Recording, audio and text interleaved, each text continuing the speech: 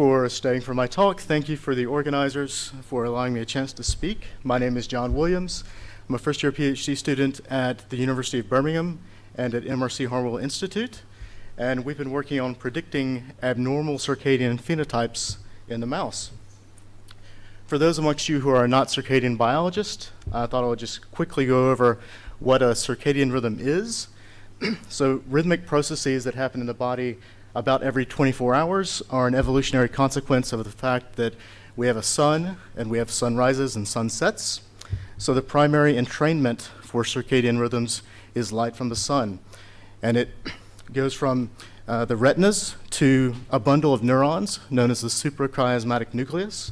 This sits below the optic chiasm in the brain. And this bundle of neurons, each cell possesses a transcriptional translational feedback loop, and that feedback loop takes about 24 hours to reset by the sun every day.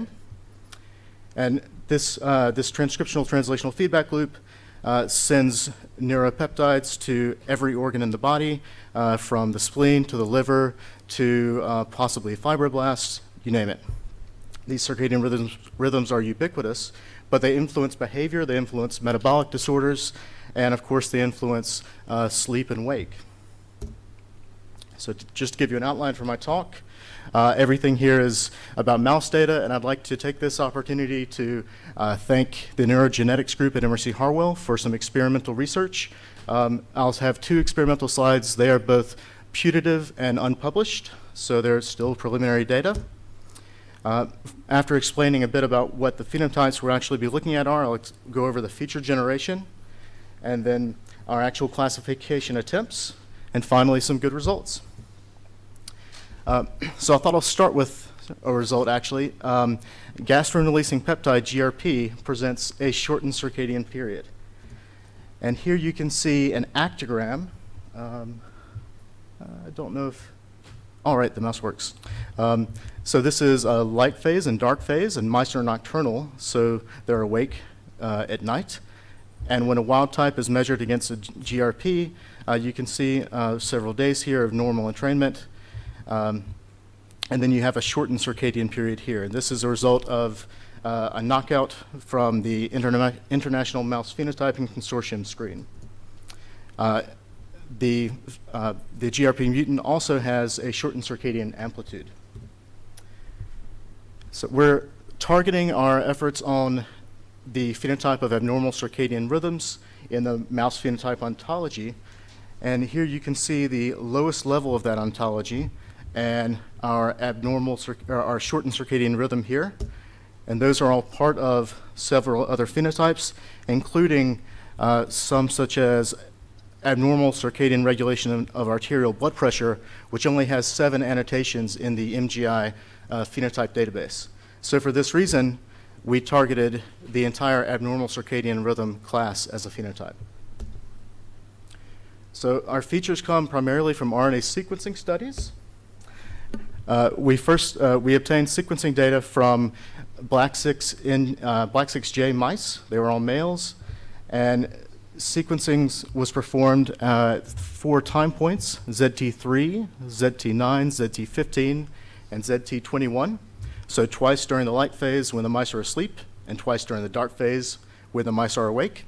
And this was done in two organs, the suprachiasmatic nucleus, or SCN, which I spoke of earlier, and the liver. And both of these show hallmarks of circadian rhythms. We also looked at data from ENCODE, and we mined tissue expression across 26 tissues down here, including our added SCN data. And we noticed that most genes, which you can see in red, have a fairly bimodal distribution. So they're either expressed in a few tissues or very ubiquitously expressed. But when we look at core clock genes, you can see a fairly trimodal distribution. So out of these two features, out of these two experiments, we extracted 2 features for our classification attempts. Cycling genes is another hallmark of circadian rhythms. Here you can see several known clock genes cycling over 24 hours. Cycling is indicative of circadian genes, but is neither necessary nor sufficient. So if you look at clock here, it's cycling with this U shape in the liver, which is red, but in the SCN, which is blue, it is expressed, but it's not cycling at all. Nevertheless, we used an algorithm called RAIN to help us detect cycling. We imputed another day to give us more than just 4 time points, and that way we could have overlapping 24-hour periods. And the algorithm RAIN is essentially a Mann-Whitney U-test that tests for rising and falling patterns. They don't have to be symmetric at all. And we found a majority of genes were more likely to be cycling in the liver, in the SCN than in the liver. From that, we extracted 2 features. And lastly, we ran a diffusion kernel over protein-protein interactions, which were obtained from the string database. And these were all genes which were expressed in our SCN dataset at every time point, ZT3, 9, 15, and 21. So we just took the union of those, put them in string with some cutoffs, and ran a diffusion kernel with a bandwidth beta of 0.2. And here you can see a graphical representation of the information diffusing from nodes if we let that bandwidth increase into infinity. The nodes were labeled with the presence of an abnormal circadian phenotype or not. And we did this to give us some idea of how close genes were to interacting with other protein coding genes which had abnormal circadian phenotypes. We also repeated this experiment for genes which were overexpressed in the SCN compared to the liver. So some results from our classifier. We used RUSBoost, which is similar to an AdaBoost classifier. It just combines that with random undersampling because we had fairly imbalanced class data. And as you can see, that protein-protein interaction score dominated our model. It was also followed by expression in the SCN and cycling in liver and the SCN as well. We performed tenfold cross-validation and obtained an AUC of 0.79, but during that process, we masked which nodes were known to be circadian during our kernel diffusion, so that way that information didn't leak through and we wouldn't have an artificially high AUC. So if we didn't include that, we would get about 0.85, but this is more comfortably accurate. So this is some results from training on our entire data set. So we had 12,502 genes which were expressed at the SCN at all 4 time points, and 275 were misclassified as false positives. So that's the ground we're using to explore genes which may have circadian phenotypes. Before we did that, we interrogated our false positives and negatives.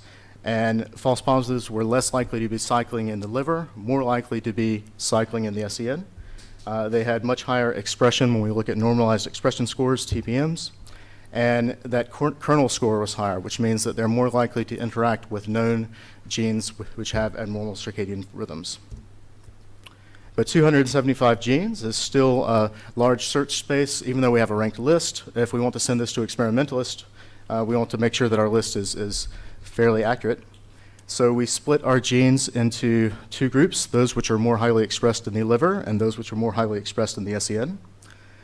Just to see what that did to ontology representation, we looked at their orthologs in the human disease ontology.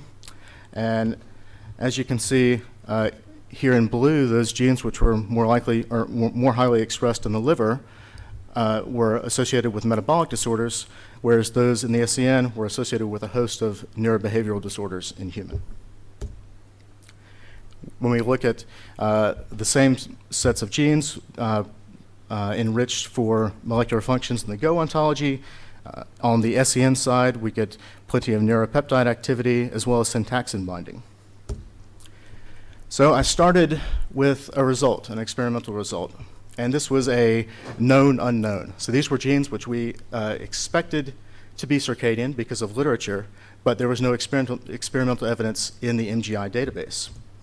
So gastrin-releasing peptide is involved in circadian entrainment, and this is a graphical representation of our features. So large nodes are more likely or more highly expressed in the SCN. Diamonds are our true positives. The color red indicates the degree of certainty we have about our circadian predictions in this graph, and then the borders represent cycling. And as we know, there's plenty of literature on the gastrin-releasing peptide being involved in circadian rhythms. It just wasn't in our database.